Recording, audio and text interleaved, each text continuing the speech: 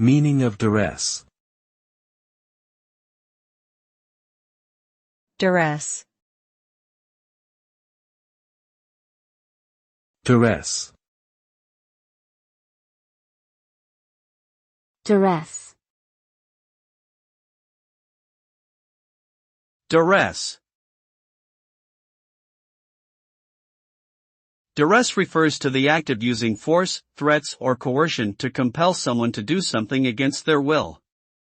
This can include physical violence, psychological pressure, or even blackmail.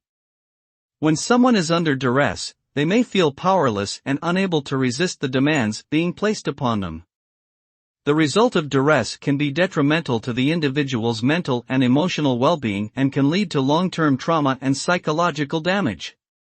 It is important to recognize and address instances of duress to prevent harm and ensure that individuals are able to make choices freely and without fear of retribution.